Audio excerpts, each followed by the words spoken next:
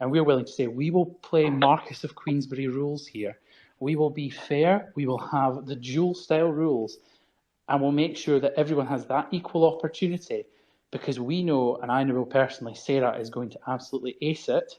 I know Fred will struggle. Marcus of Queensberry rules means no rules. Let's just be clear about the definition of Marcus of Queensberry rules, just in case you don't know. But yeah, I have a few questions. I was going to ask, you seem to have the space well planned out. I appreciate that. It's a pity Isla's not here. But what I was going to ask, is there a plan for the other side of it? Do certain women's organizations and LGBT groups know about this plan that you have? Is there an organized project plan? And do any women's organizations or groups know about that? Is it just, between the people who are organizing, or have you reached out to women's organizations to create something that we can all get behind to engage the media, like you say? And if not, can we organise to do that together? Okay, so if you don't mind, I'll take those in order and go as briefly and as quickly as I can. If we're talking about, firstly, what has been discussed, yes, it has. And I had discussions with multiple people. Not all were in favour, but a lot were, some weren't, and there were multiple perspectives. So that's the first thing. The second thing on, has there been a plan organised? Yes, but we have to wait to see what the space produces. And if I think your fifth point was whether we could all work together, and the answer is absolutely. All hands on deck here. Oh, you missed the fourth point. Sorry. Sorry.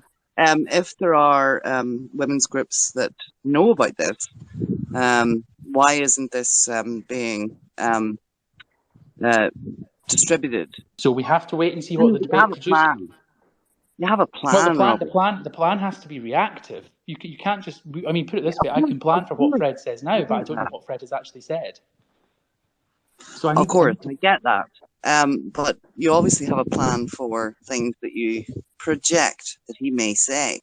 So surely you have a plan for whether it goes tits up or whether it doesn't. Well, I wouldn't say that we have a plan for anticipating what Fred says. I'm willing to listen to what Fred has to say and then take it from there. Look, I'm not trying to attack you or anything. I'm just saying that surely there is, a plan for the aftermath. All right. So my thing, the reason I wanted to come up is because I suppose it ties into actually really, Jasmine, to your question of, is there going to be long-term benefits that outweigh the short-term harm? Because what we have seen before is spaces that are sort of trans women are women, or what is a woman, come and debate me, where Fred has been platformed and he has been asked direct questions, concise questions, the kind of let him out himself for what he truly is sort of mentality, similar to what we're seeing here.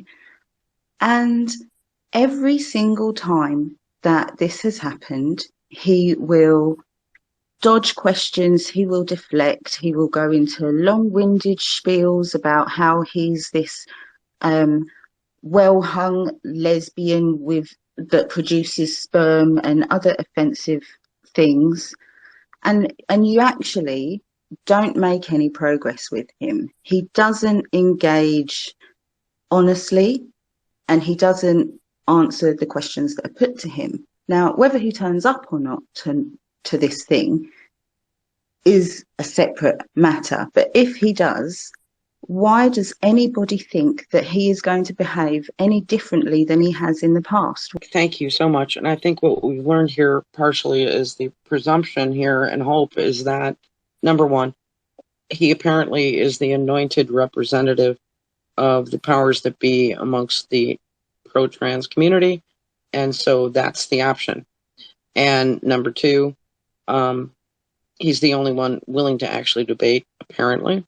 And then number three, from this is just my understanding, and hey, here's a lawyer joke. I made a mistake once before, but apparently this is going to be different as direct proof to media outlets, including radio, that there is someone, Sarah Fillmore, willing to directly debate. The word debate is very important, and it will be recorded separately from the beginning as that can be offered to them wholesale, saying, here they are.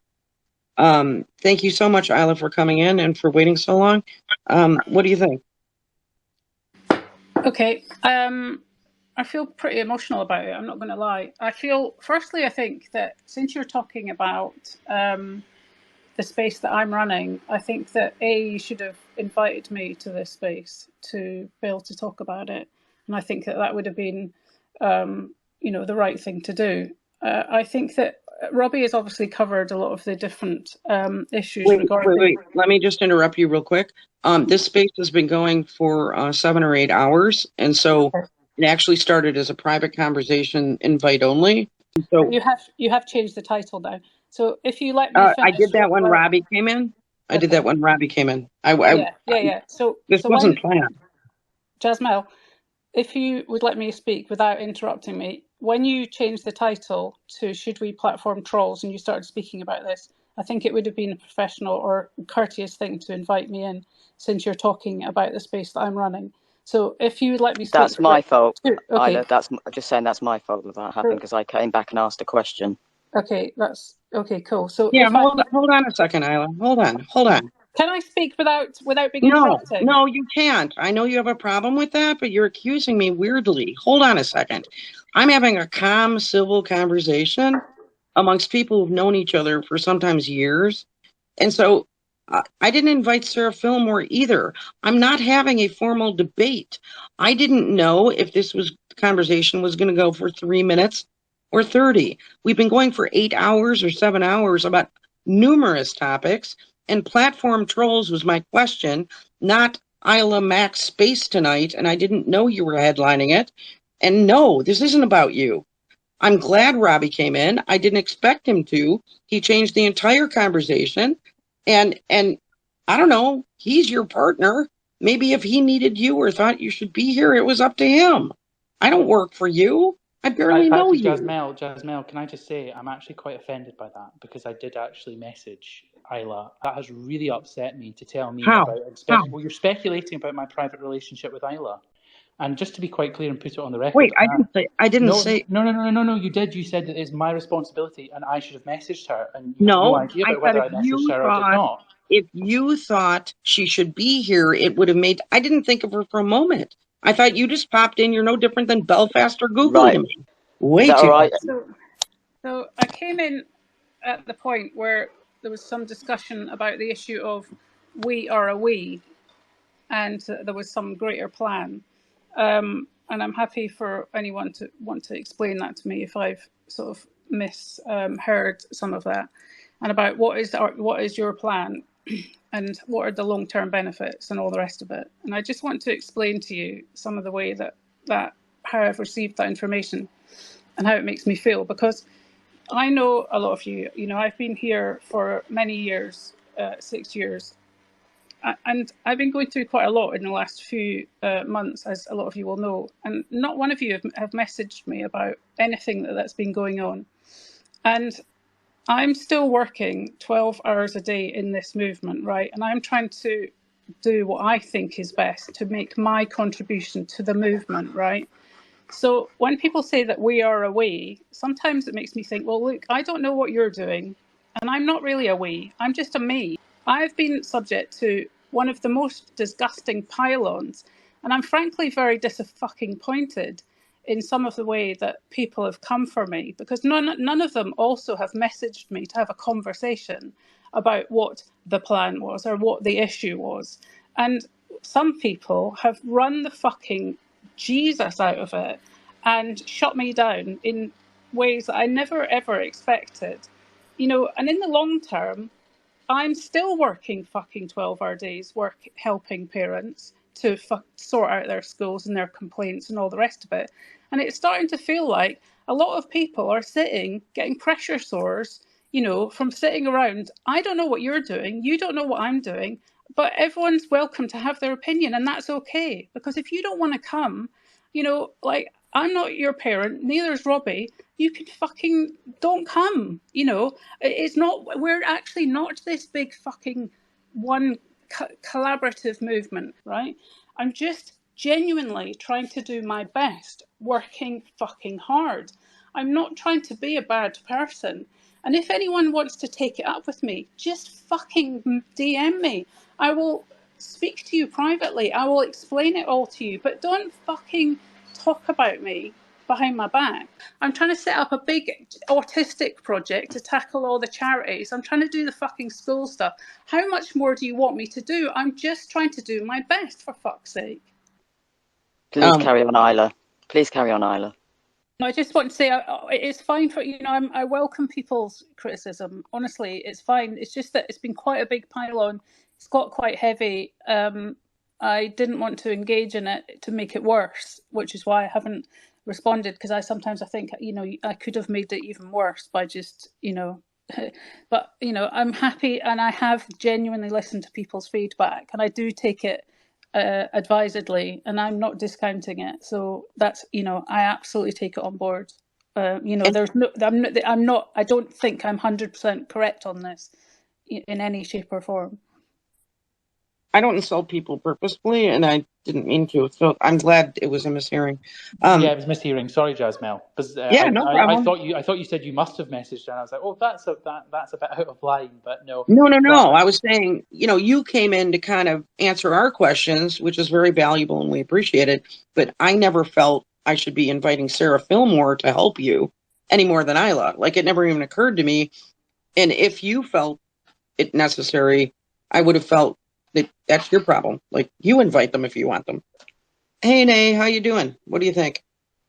I'm not bad. To tell you the truth, I kind of actually agree with Urchin. We're kind of going round in circles. The space is going to happen. As I've said before, Isla and Robbie are adults. I think most people know how I feel, because I think they feel similar. And I'm going to just pick you up on one thing, Isla. There's lots of us that actually do stuff on here. It's not just you. And, I don't like the inference that there's, just one person doing stuff and everyone else just sits and does nothing. So I didn't really appreciate that comment. I will say that to you. And there's lots of us that have had a hard time recently too. I didn't say no one, and I certainly didn't say you, Nay. And I think that there are plenty of armchair commentators, and I think that you're genuinely gaslighting if you think that that's not true. Hiya. I just wanted to sort of like, I think that was a bit sort of a bit much. I think, Jasmel, you've not done anything wrong here. And it seemed like everyone was a bit hot, really for no reason, because although there was mention of being professional, this is your personal Twitter account, and you've made a space, and no one is entitled to be here or entitled to speak here, and you were courteous enough to, let all of us have our say and take the mic and whatever else. It's been quite a good discussion, I think. So yeah, I just hope that you haven't been made to feel bad. You're very nice. Thank you very much. And happily enough, for some reason, my personality is that I'm incredibly difficult to insult or offend. I'm not at all offended. And I love Nina, and I'm happy to hear what she has to say too and take it into account. And honestly, I was really glad to hear her remind me that one person I was talking to has autism, because that also explains why when another person told me that he invited her to the space, she came in kind of hot. I'm trying really hard. People do what they can. And I understand why she came in hot, is my point. And she was clearly upset, and that's okay. What I mean is, we're all human. The point is to get genitals and breasts to stop being cut off and men out of women's spaces. That's it.